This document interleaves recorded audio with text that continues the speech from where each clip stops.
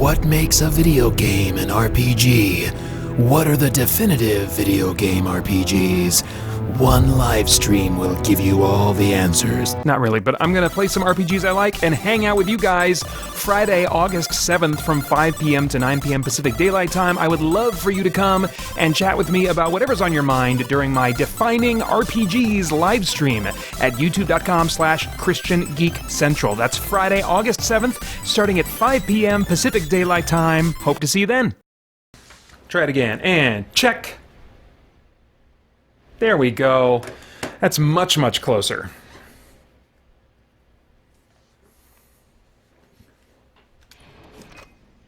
Oh, here he comes. No time for that gun. I'm hit! Son of a bitch!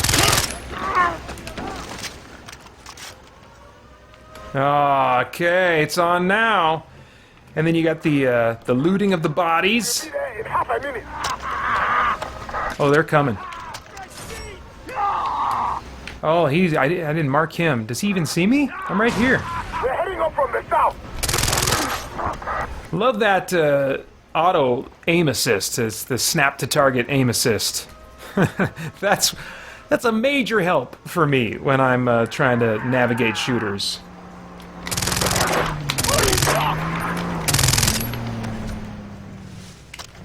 Let's try a grenade. See what that does. At least got him out in the open. So there's that. Oof. Oh, jeez! Oh, boy! I don't remember how to heal. It's not that button. Is it this button? Nope. Is it this button? There, that's the button. Okay, just gotta know where the button is. Oh, but a sniper rifle. Okay, maybe. Do I want to try using my sniper rifle here? In the thick of it? These guys know where I am? Maybe not. Fuck me! We are coming in from the west.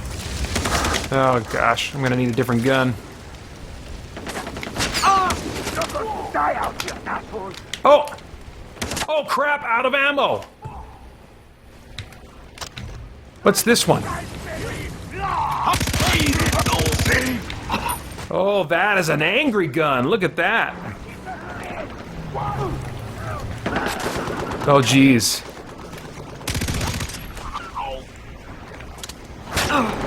Oh, jeez. These cars can run you over if you let them, so...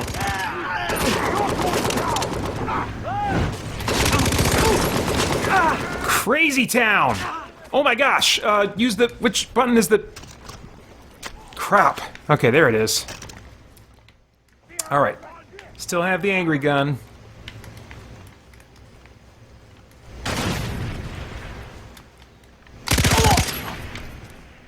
You dead? Who's not dead? Oh, okay. Let's get you out of there. Who is shooting me? Okay.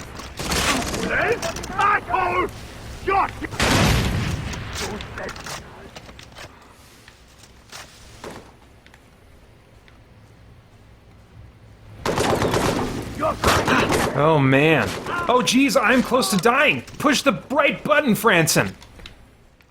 Okay. Let's go the long way around. See if we can reacquire some kind of advantage in this situation.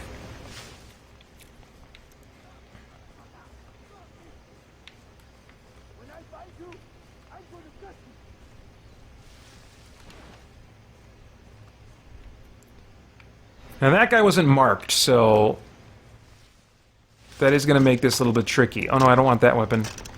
Let's keep, Oh, well hey, look at this. Look what I found.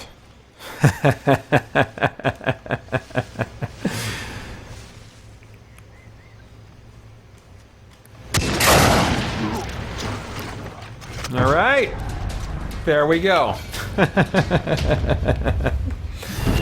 Let's see here. Ray McCann the third says, "You ever build maps with the editor back in the day? LOL. My friends and I had fun making a map, then watching two opposing AI teams duke it out." I never did. I was always, always kind of curious about it a little bit. I did kind of look into the map editor both for this game and for Far Cry 4, but I didn't really like get into it, and I don't think I had the patience for it. If I was going to monkey around with making a game, I don't know. I don't think it would be this kind. But let me tell you, Far Cry 4, I got a lot of replay value off of the maps that other users created, which are available for free. You don't need a PlayStation Plus subscription to access them. Hours and hours and hours. That probably added 10 hours at least to my time with Far Cry 4 because of the user-created maps. Some of them are great. And likewise, they're rated by users, and so that can help you kind of filter out the crap and just find the really good stuff. Unfortunately, but predictably, I suppose, it should have been to me, starting with Far Cry 5, when they had the user-made map options and all the tools, for that one. Now they're behind the PlayStation Plus subscription paywall, so you have to have PlayStation Plus, and I'm just not an online gamer, and so sadly, I couldn't justify. Wasn't enough. Wasn't enough. Damn pirates, they are scum. Oh, I forgot to set the timer. Well, let's see. I should probably move on to another game here. Yeah, that's enough Far Cry for now. Let me see.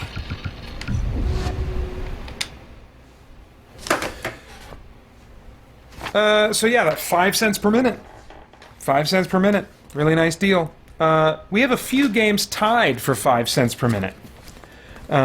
Including my number 6, next one on the list, and that's Assassin's Creed 1. I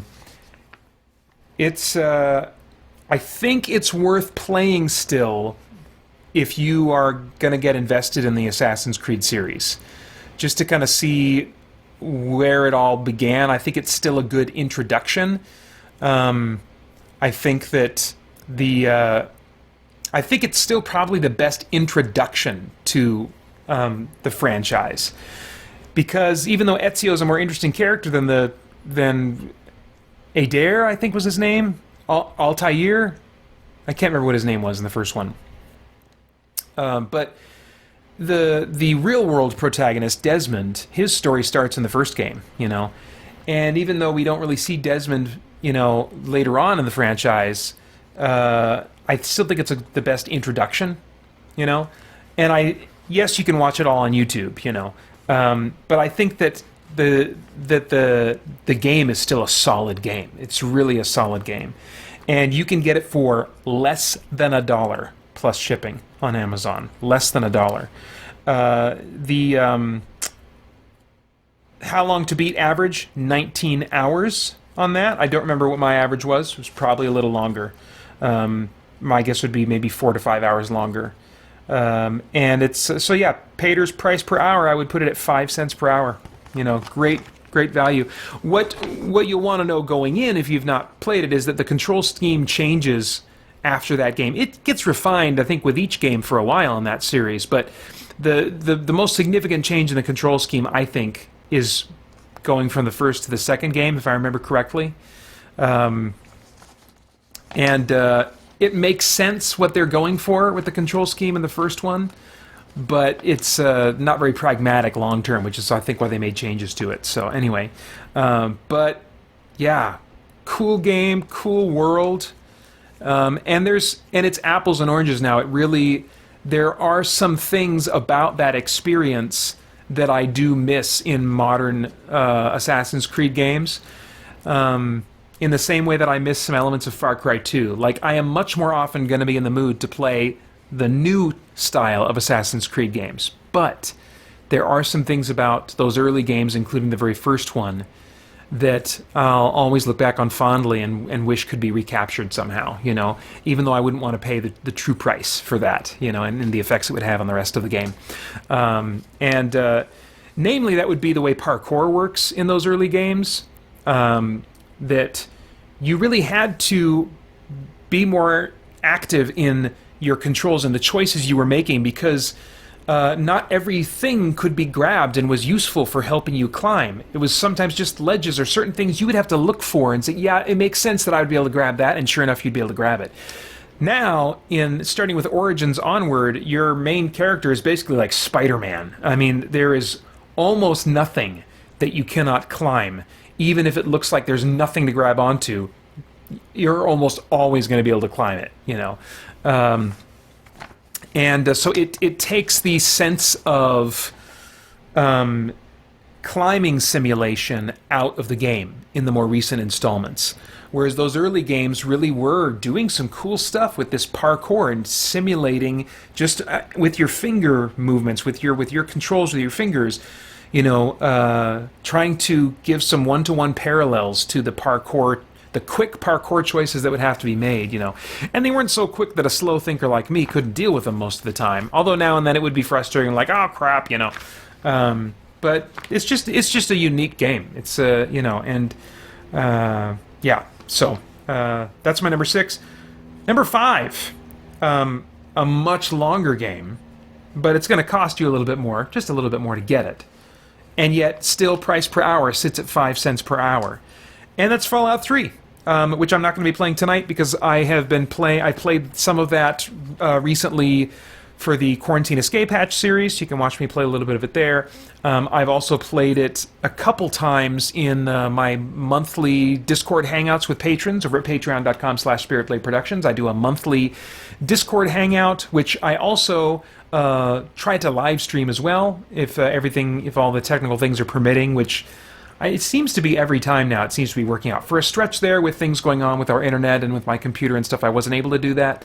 But basically, I do an audio voice chat with patrons of the $5 and higher tier, and patrons of all tiers have access to watch that after it's done being recorded. And so it's basically an hour-long monthly hangout with me chatting with one or two, or however many patrons show up. Usually it's just been one or two.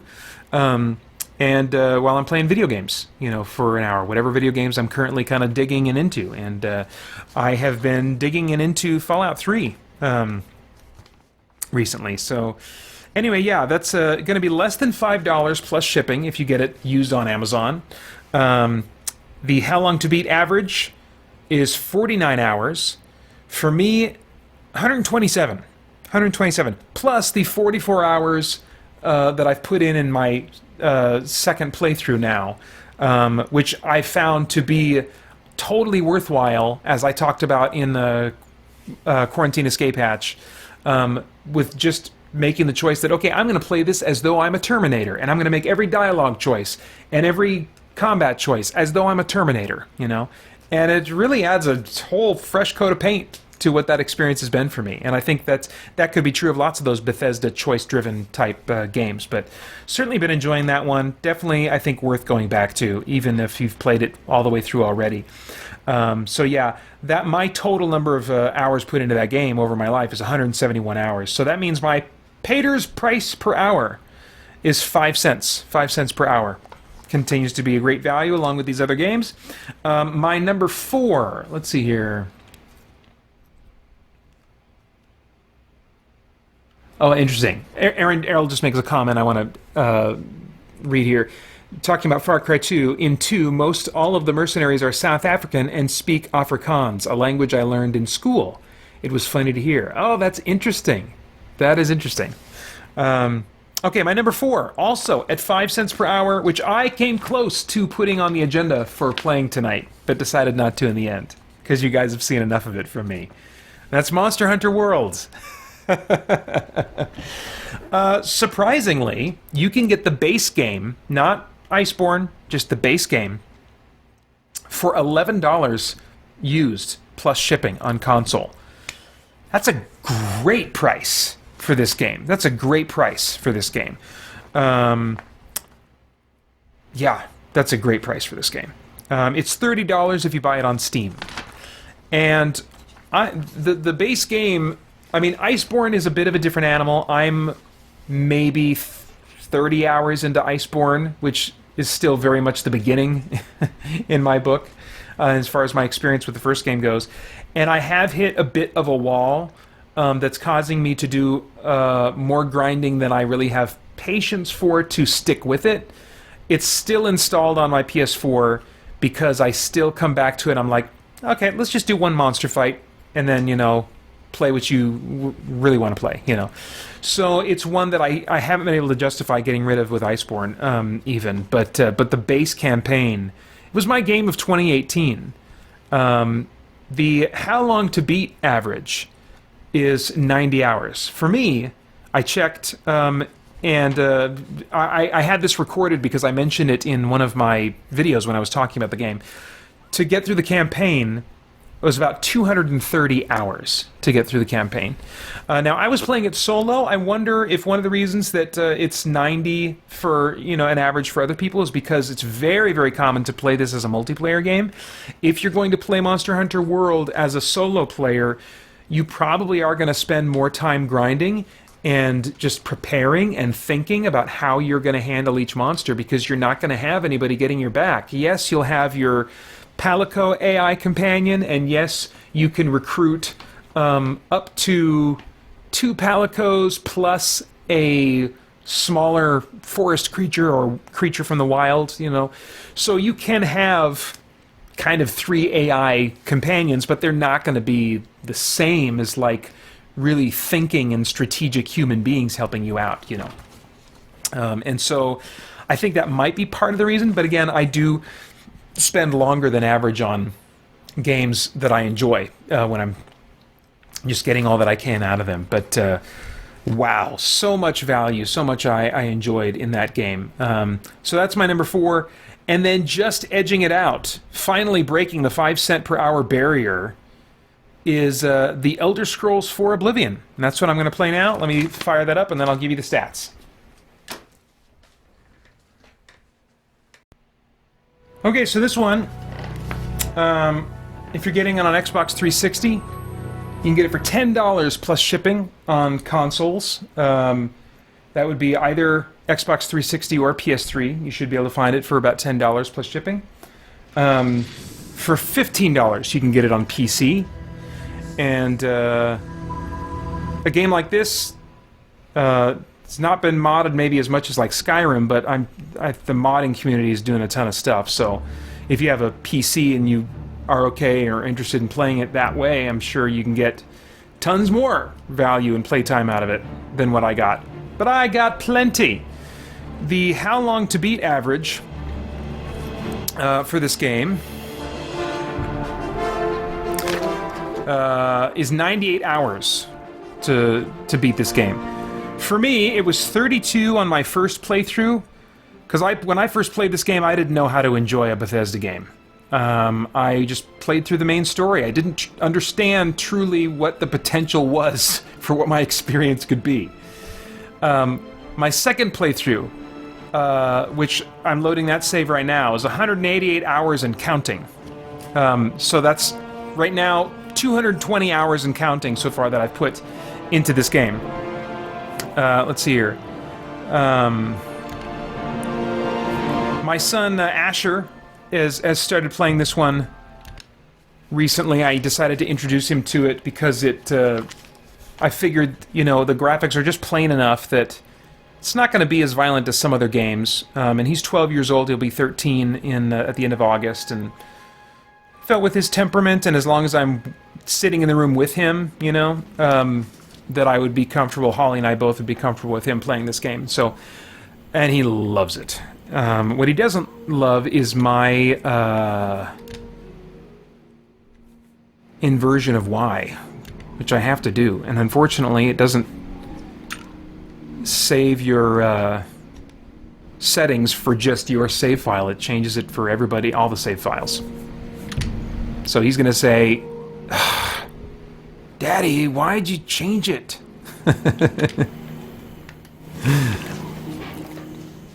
All right. So I already talked in my recent Quarantine Escape Hatch about how I'm finding extra fun in this game. I've basically done more than a person would be expected to do in this game at this point. I have done all but finished the final mission, basically.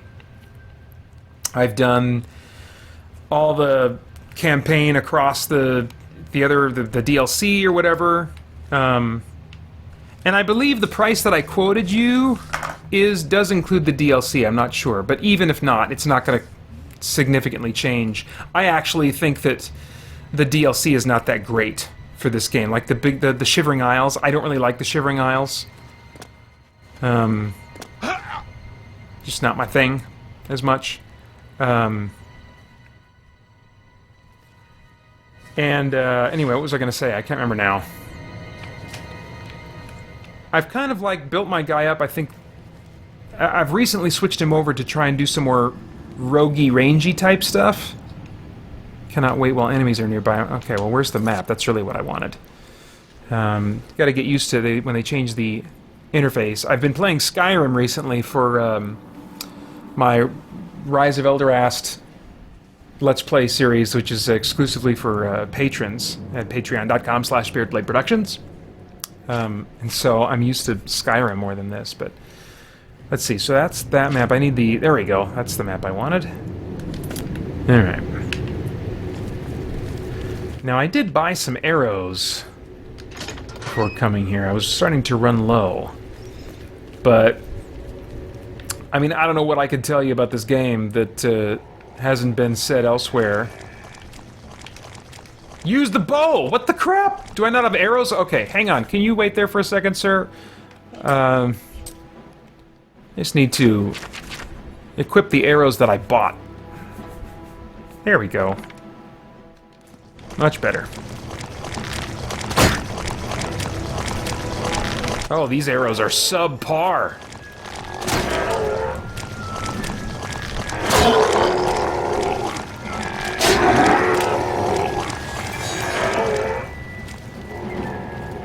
Where'd I go? Oh, he sees me.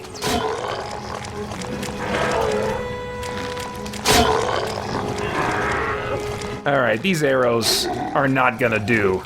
Look at that. The guy's full of arrows. Took 1,000,000 to put him down.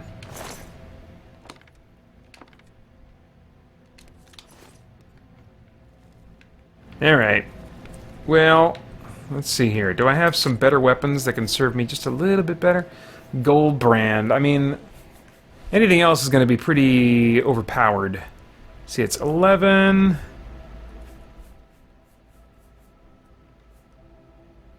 Arrow of harm. Yeah, I'm probably... You know what? I'll just for the sake of playing with you guys right now, I'll switch over to kind of like my more spellcasting kind of mode. Because I think I'll just do better with those weapons. Let's see here. Yeah, we'll do a blazing spear. Maybe I'll do a combo of like bows and flame. But yeah, I mean, have any of you guys played this game? Any of you guys know how many hours you put into this game or any Bethesda game? Scribbling Scribe says, loading this game up on the 360 for the first time back all those years ago, man, what a moment. This game was so cool. Yeah, you know, Bethesda games, both Fallout and Skyrim, will have that moment near the beginning where you start out in a confined space and then you get access to the open world for the first time. And the sun kind of is bright, and then you see off in the distance, you see the massive landscape before you. See all the way to the horizon. And it dawns on you, I can just go anywhere? That's exactly the feeling they want you to have, you know. And it's a cool feeling. And I think that, you know, the reason I am playing this game instead of Skyrim, which I'm sure you can guess is also on the list, is just because I think this game is just forgotten in the shadow of Skyrim.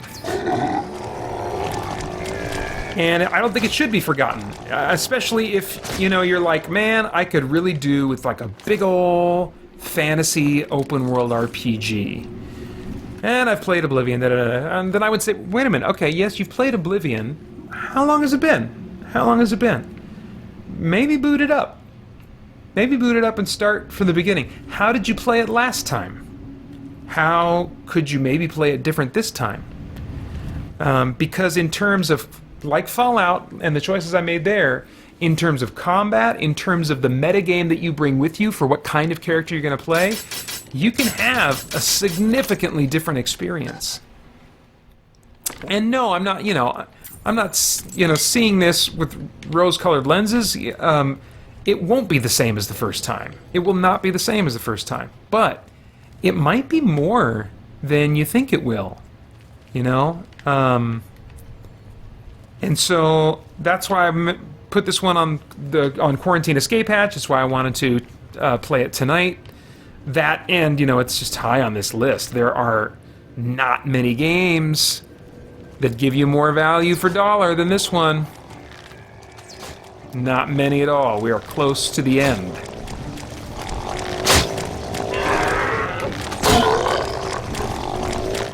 You know what?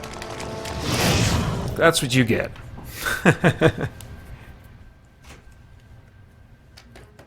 Okay. You wanna see what I'm playing?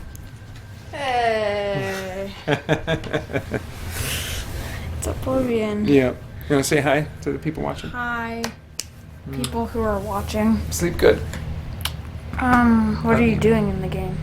I'm just exploring like a dungeon, like one of those kind of crypt, or like it's a elven ruin. What was it called? It starts with an A. I can't remember what. Aelin Ruin. Something like that. Yeah. Yeah, that's pretty much what you're exploring. What kind of character are you focused on, like when you're building up, just so they know, like how you'd like to play? Are you thief? Are you like a fighter? Are you like a magic user? I kind of use like 3 main sources: magicka, swords, and ranged weapons. And very rarely I use blunt weapons. Okay. But personally, I like using bows and arrows, swords, and magic. Nice. Magic offensive or like healing and invisibility and stuff like that? I like using offensive more often. Okay, me too. And personally, the most skill comes when I'm using blades. So, I'm best at using like swords. So, what about you? I usually like to do magic, but the magic system in this game isn't as fun as, like, say, the Skyrim magic system. It's just on that one shoulder button. Okay. And so I think, my first playthrough I played just mostly melee, but now I've really been trying to focus on like sneaky, assassins, roguey, steely type stuff. Because of Assassin's Creed? I think so. I think a little bit it got me kind of interested in that kind of character and that kind of gameplay. I can even see you in the rope. And why is the thing, what's it called? Quiver? Why is the quiver kind of floating off your back? I literally saw it floating off your back. Yeah, it's because it's an older game. All right. Love you. Love you too. Sleep good. Good night. Good night. See you tomorrow. Okay. All right. So see, there's all kinds of ways you can play this game. Thanks for indulging me in that. All right, let's see here. Scribbling Scribe said, Skyrim was awesome until I met a spider for the first time in first-person mode. Oh my gosh, yeah. Ugh, still unsettling when I run into them. And then some talk about mods and stuff on Skyrim. That's cool. That is cool. I'm not going to play much more of this. Because there's one more game I'd like to indulge in that is not really on the list.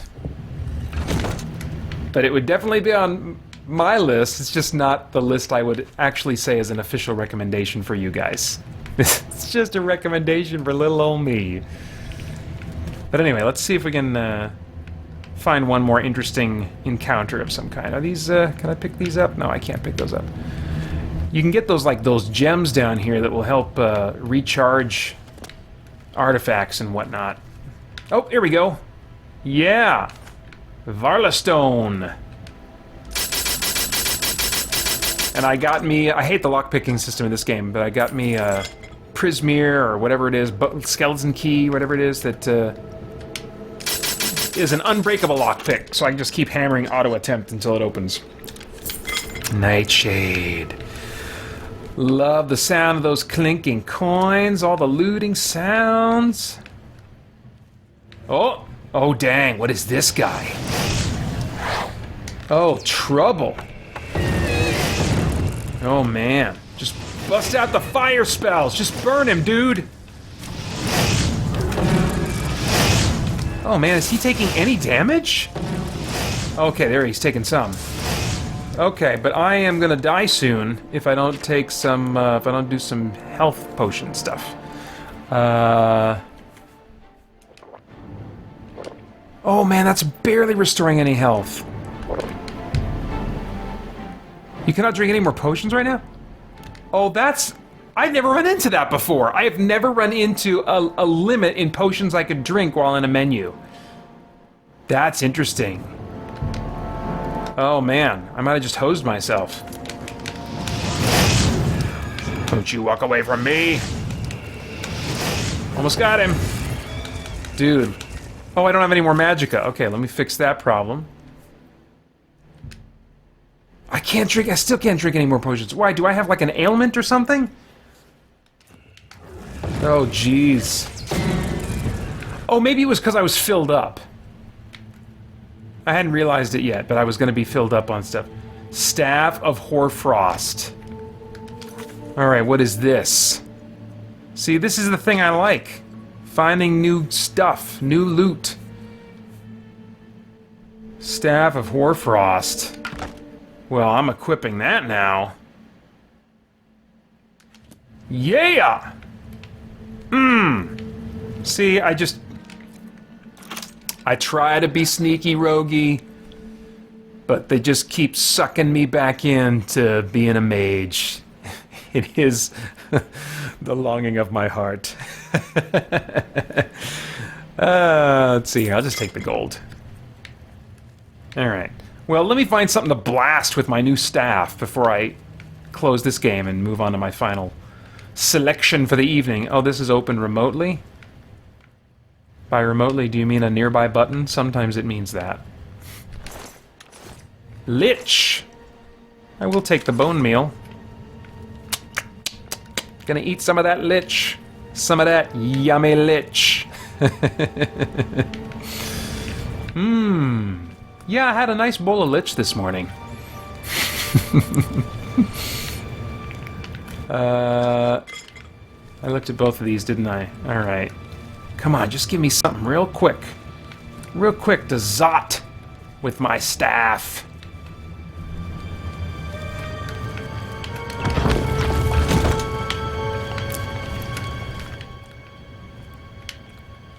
Come on now.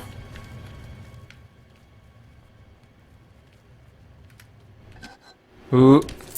Yes, thank you. Ooh, feels good. Every time it feels good.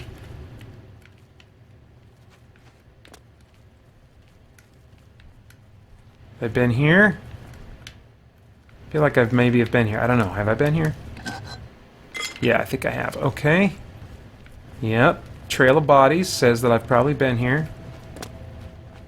What do we got? Ooh. Got these things. Welkin stone. Yeah, I think I've been here, but I just didn't pick up these things like I should have. Yeah. Give me all your stones.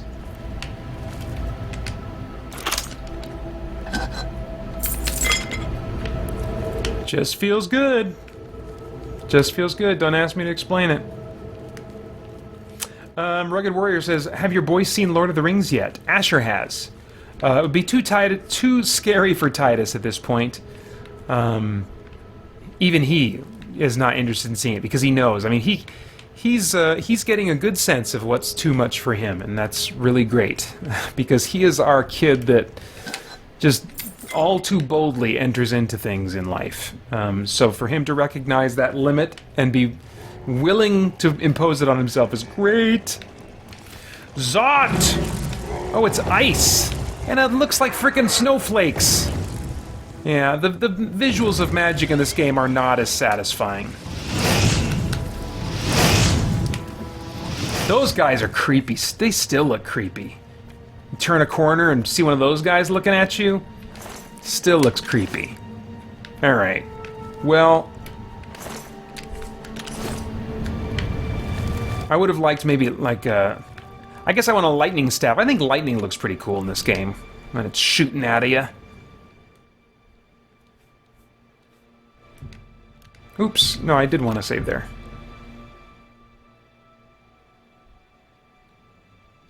Alright.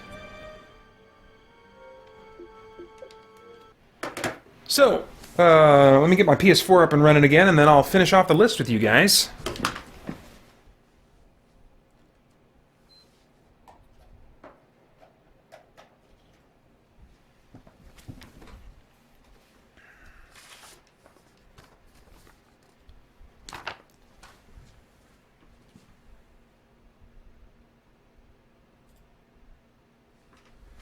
I'm just going to take the game title off because the final game I play is not an official part of the list, so I won't put it on the screen. So Elder Scrolls 4 Oblivion was number 3. 4 cents per hour. Man. So, what game could possibly give you a better value? What game could, in fact, jump down to 1 cent per hour? Well, of course, it would have to be the Elder Scrolls V Skyrim. You can get that for, and I'm talking about the original version. You either get it for PC used, or get it on console for Xbox 360 or PlayStation 3. Now, my understanding is that at least at launch, there were some major issues with the PlayStation 3 version of the game. I think they've all been patched since then, so I think it's a good experience now on PlayStation 3. But less than $5 plus shipping, and you can get it on Xbox 360. And the how long to beat time on that, the average, is 110 hours. For me, 355. 355. So that makes the Paeter's price per hour on the Elder Scrolls V Skyrim 1 penny. 1 penny per hour. And I could go on and on about Skyrim. I'm not going to. Yeah, there's nothing more that... I don't need to just fill the air with noises. It's Skyrim, come on. But the number 1 on my list is a bit of a cheat. I'm also not going to play it, but it's a bit of a cheat, you might say. Where do you go from 1 penny? Well, you go to 0 pennies. You go to free. Well, it's called the bang for your buck. So in theory, we should at least be dealing with fractions of bucks for this to go with this theme. So does that really work? Free? And are any games really free? Come on, free to play. Does that really ever mean free to play? Well, I would mention for your consideration, this game has come up on the Summer of Free and other times in years past, which we'll be celebrating the Summer of Free, where I highlight free entertainment available for geeks with internet connections. We're going to be starting that in just a few weeks. I'm really looking forward to it. We're going to have a tabletop focus this year. I've never been able to have a tabletop focus before, but this year is going to be a nice tabletop focus, free tabletop options throughout the whole summer, I think. It's going to be... I'm excited. Anyway, Path of Exile. Path of Exile. It has to be the number 1. It's free, but unlike other free-to-play games, this Diablo clone, which many people would say is actually what they wanted instead of what we got in Diablo 3. that they would say it's more true to the spirit of the first two Diablo games. I'm not necessarily making that argument, but it is a high-quality game. And if you want to just have a great experience because you're a fan of Diablo-style games, or if you've never tried the genre before and want a risk-free taste or a full experience, Path of Exile. You can get it on consoles, you can get it on PC. The only purchases available in the game are either cosmetic, which is the vast majority of them, or they are to unlock some extra storage for your character. I don't know if I'm maybe a third of the way through the game, and I'm not feeling like I remotely need more storage. My guess is there are plenty of players that do just fine through the whole game without buying any more storage for themselves. I can't say that for certain. I haven't finished the game, but this is a highly respected game for its monetary practices, you know. And it's also a unique animal in that it does not really heavily require you to play online with other people. Most free-play games that have a monetary model like this are kind of banking on the fact that you're going to invite friends into the game to play with you. And you're going to want to get those cosmetics so you can think, oh, my friends can see me and they can see how cool I look. But if you were a single-player gamer, this is a game you can totally play, from my experience so far, and in reviews that I've seen, from beginning to end, single play, no problem as a single player, just as a single player Diablo-style experience, you know. How long to beat? Average 53 hours. 53 hours. I haven't beaten it yet, so I can't say anything about that, but it's still, no matter how many hours it would be, price per hour, still going to be 0. So that is there for your consideration. And now, just to wrap up this stream time, only got about 10 plus minutes left, 12 minutes left in our stream. I'm going to play a bonus pick, which I didn't feel good about putting on this list, especially not based on the average time to beat listed on how long to beat. It's Ghost Recon Breakpoint. My game of 2019. And I love it for pretty much all the same reasons I made Ghost Recon Wildlands my game of 2017. But let's just some stats here. Price, if you buy it used, physical, you're looking at $18 plus shipping. How long to beat? If you really stretch it, I think for the campaign it was in the 20 hours, 20s, somewhere in the 20s. Completionist, they listed the average for a completionist, basically doing everything in the game, 70 hours.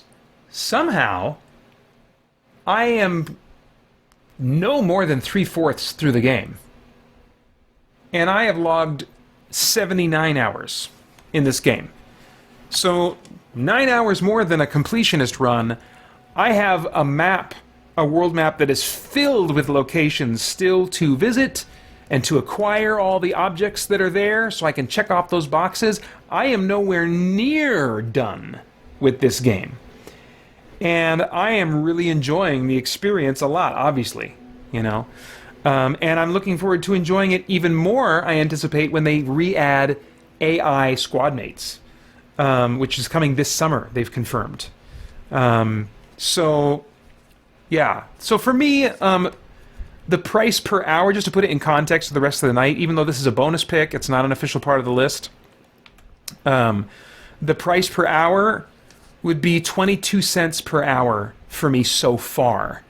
Just in the hours I've put in so far, 79 hours. So it's on track to beat my price per hour value for Assassin's Creed Odyssey's main campaign. I am going to be blowing that value out of the water. I'm going to be getting a lot more value and playtime out of this experience. And I wonder if my play time is so much longer again because, like Monster Hunter World, I'm playing this single player, and this is really, even though they have totally made it totally playable, especially with the difficulty options that they had since the beginning and with all the ones they've added since then, it's totally playable single player. But I suspect most players play this with friends. And so it just moves a lot faster. And maybe it just probably moves a lot faster.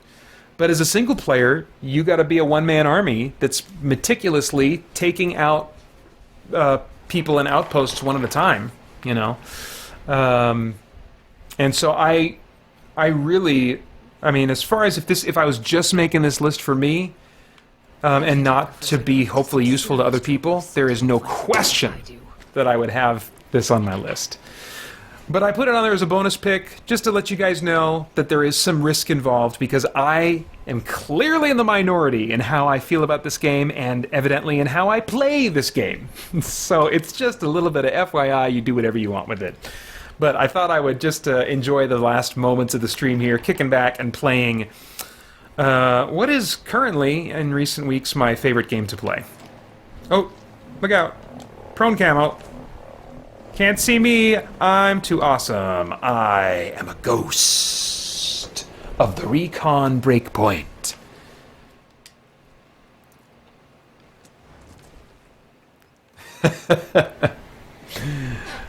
Scribbling Scribe says, "Sir, you have reached the limit on total potions drinked in one day." Says who? The Royal Imperial Magnificent Sovereign Government of Cyrodiil. Yeah, I guess so. I don't know what was going on there. Ooh. Are you hostile? No, you're just a package delivery drone. Ah, the crunchy boots of Ubisoft games. Such an interesting company. I really enjoy the gameplay, a lot of the final product that they produce in their games, and I really appreciate how it takes them a while, and it's usually, like, seemingly almost always after the fact, but they do really seem to patch their games in response to what their fans and players are saying, you know? They're not a company that I would trust their marketing, as I mentioned in my recent video, covering the Inside Xbox event, which heavily featured the gameplay trailer from Assassin's Creed Valhalla. So I wouldn't trust their marketing, and have known not to trust their trailers for years. I've never known it to get to this extent of them calling a cinematic trailer a gameplay trailer. But, and you know, their games at launch, I would say are not necessarily trustworthy. Oh crap, are they gonna run me over? Oh hey! Oh hey! Boy, the auto-aimed really took me in a weird direction there for a second. Did I get both of you? I think I did, finally. Okay. Oh, but that other guy didn't... Did you run away? Oh, no, that's some other guy. Okay. And you can turn off these HUD elements, too. You know, it's kind of like Far Cry 5. You know, you can make this more immersive if you want to.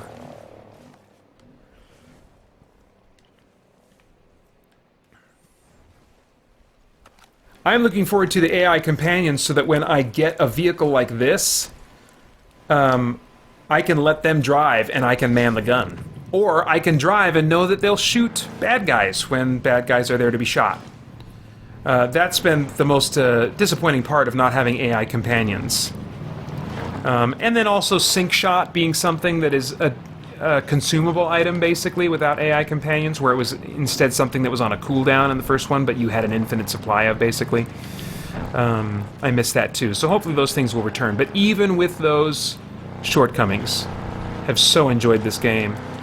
And I found that part of the key to my enjoyment has been not using fast travel unless I really need it. Unless I really, really want it. Because you can just run into more trouble in the open world if you don't fast travel.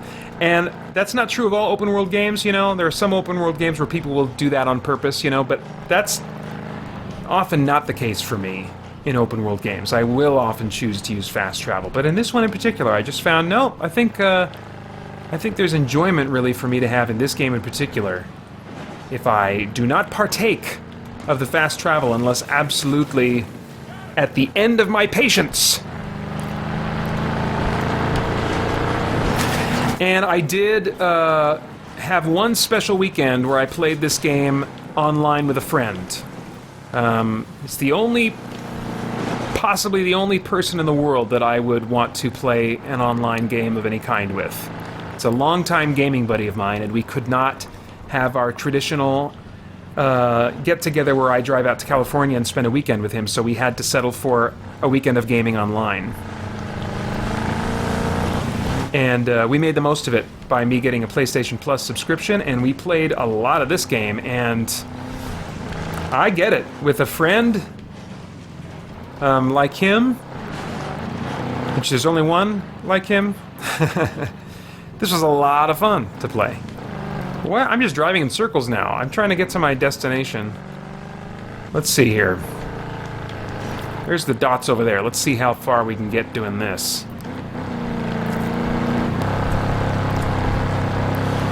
Sometimes the vehicles can do crazy things in these games. In Wildlands, man, your motorcycles could go anywhere. They nerfed them significantly in this one. But you got other vehicles can still do crazy stuff. Scribbling Scribe says, another great stream, Paeter. God bless. Stay cool in the hot summer days to come. Thank you. I look forward to your next stream and reviews. God bless all you others as well. Thanks, Scribbling Scribe. Stay hydrated. Us Arizonans know what's ahead of us. Come on! Come on! Oh! Like my straining can actually get me up. Here, let's do this. Hold, accelerate, and exit vehicle at the same time. Can I do it? Nice. Nice. That's how the pros do it. I don't know if you knew that. I've thought about doing like a weekly stream where I just show everyone how to play video games, but I mean, I really don't want to discourage all those guys out there that think that they're pros and think that they're good at games. Because I mean, it's gonna just have the Henry Cavill effect if they watch me play games. What's the Henry Cavill effect? That's the effect that I felt when I was feeling pretty good about doing my exercise, and then I watched him step out of the water in Man of Steel. And I said, all right, I'm done. Let's just go get fat.